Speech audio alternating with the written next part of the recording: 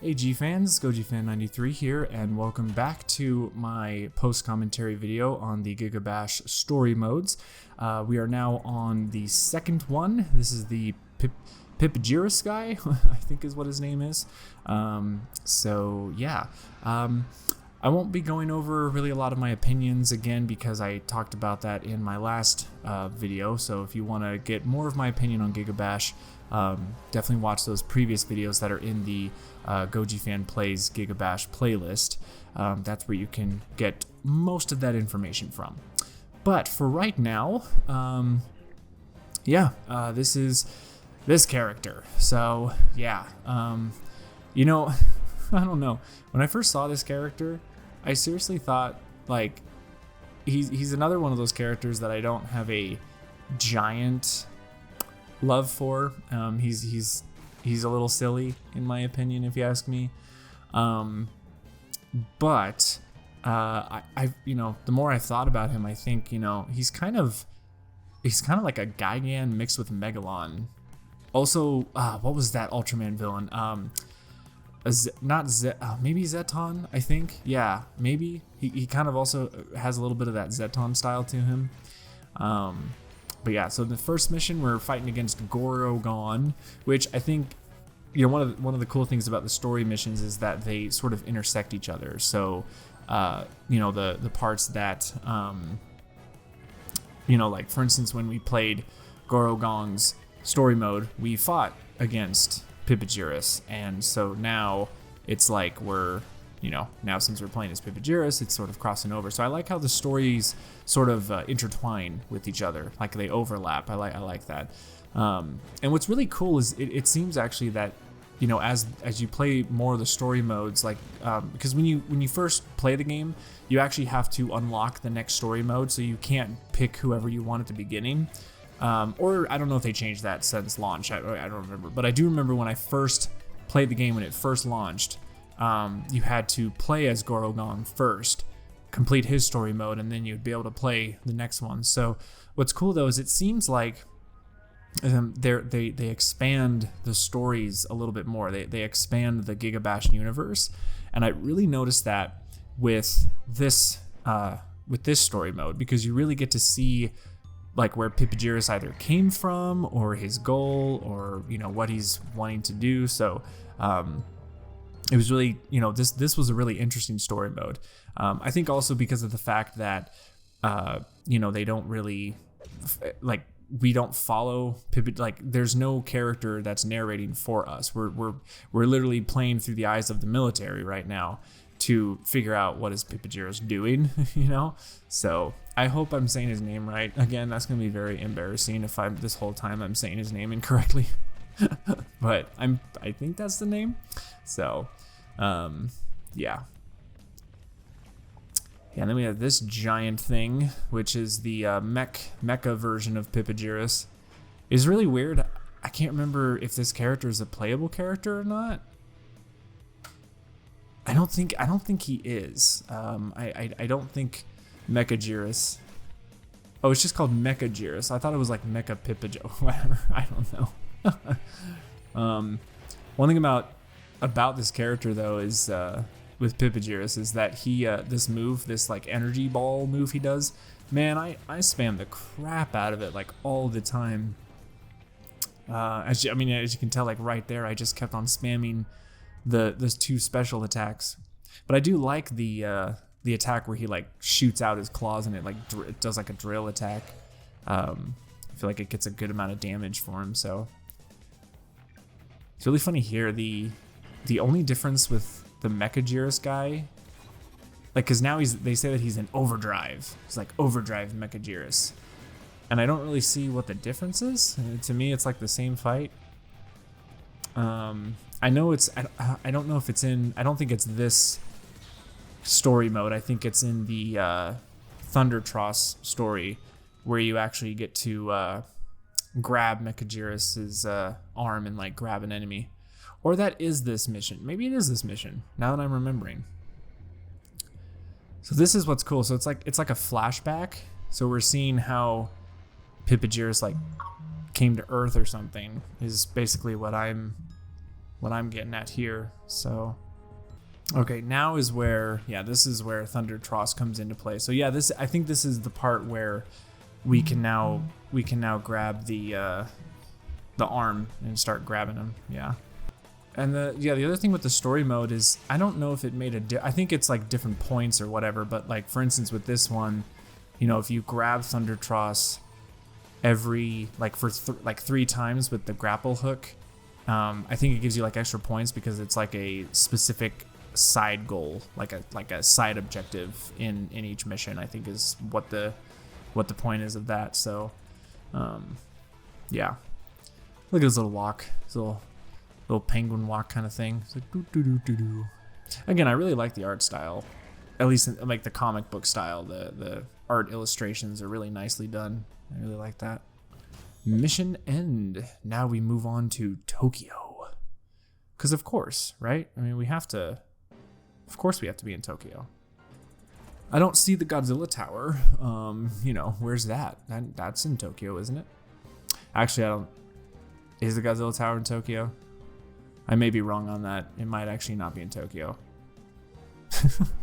Someone will correct me in the comments below. Okay, yeah, this is where we get introduced to Gigaman. I never really fully cared about this character. I don't see the... I get it. He's like an old, retired, sort of fat Ultraman, like past his prime or something like that. You get a lot more characterization with him when you play the Thunder Tross, or the Thunda Tross story mode, because he like works with you during that story mode, which I thought was pretty cool. I liked how that dynamic was. But here, he's not, I don't know, he's just weird. I don't really... Gigaman's just funny. I get it though. I mean, it's a joke character, I guess. It's like a joke play on Ultraman. You know, like what if Ultraman became a old retired superhero, right? You know, he'd like start to gain weight because he's not doing as much hero work anymore. You know, I get it. I see what they were trying to do. It's funny in a way, a little bit.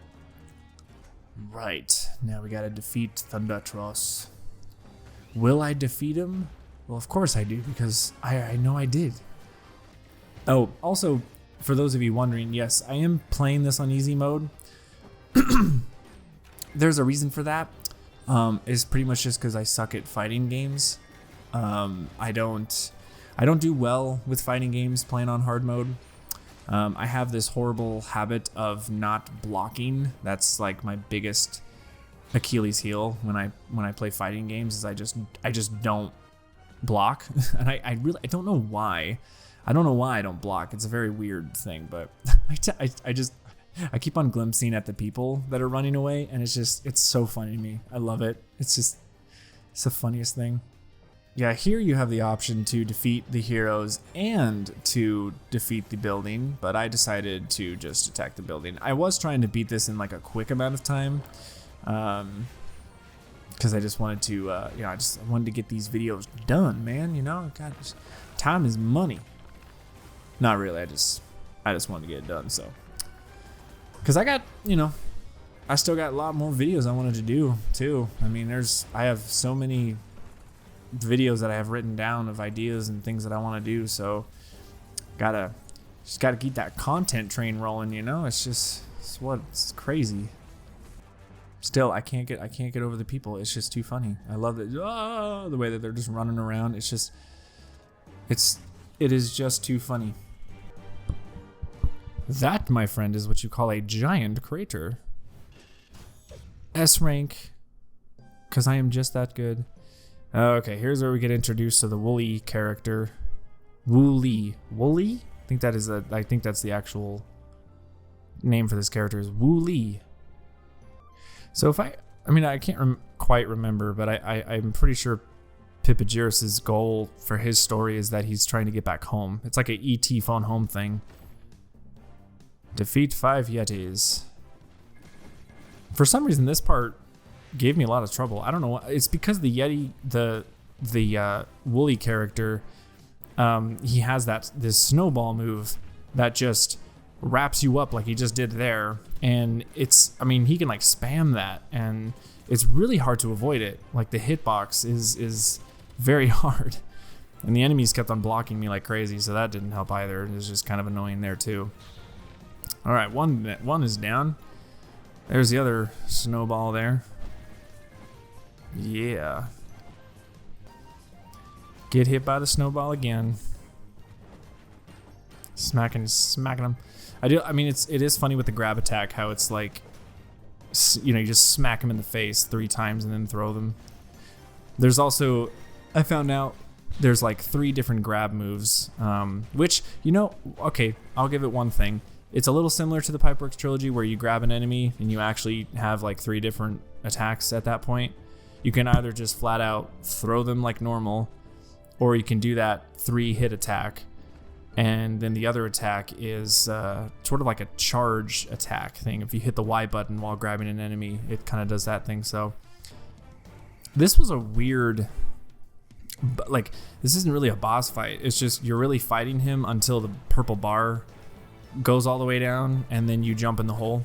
It's very weird. I never really understood it. It was kind of a funky section of the mission. I don't know. I'm just kind of talking out of my ass right now.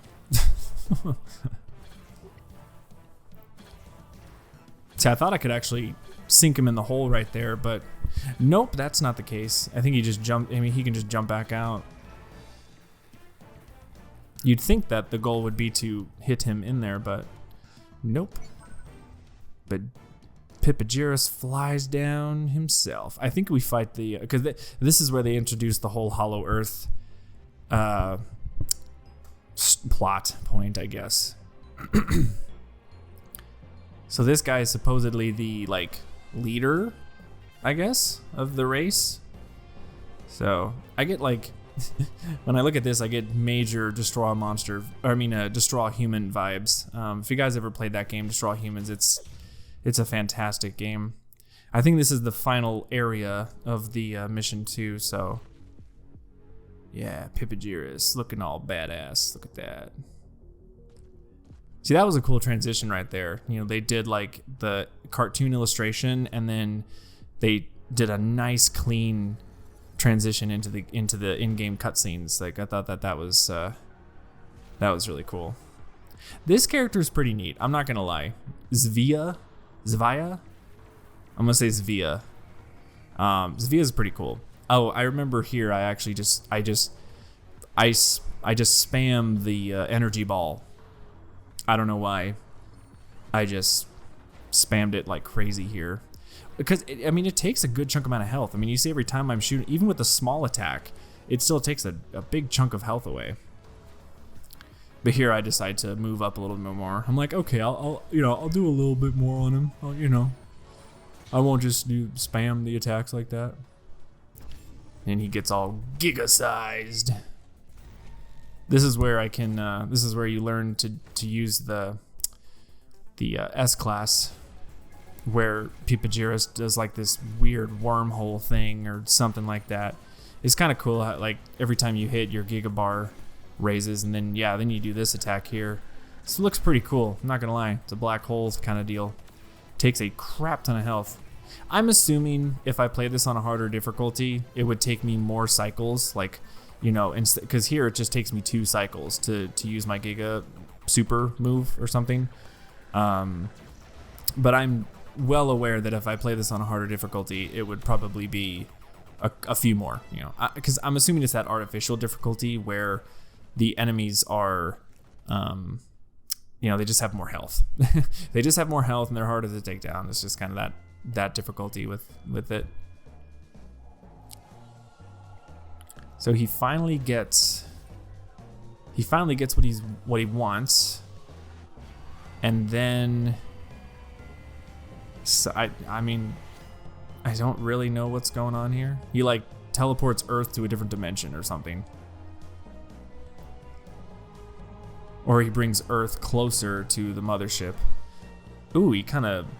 Oh, for some reason I didn't notice that on my first playthrough here.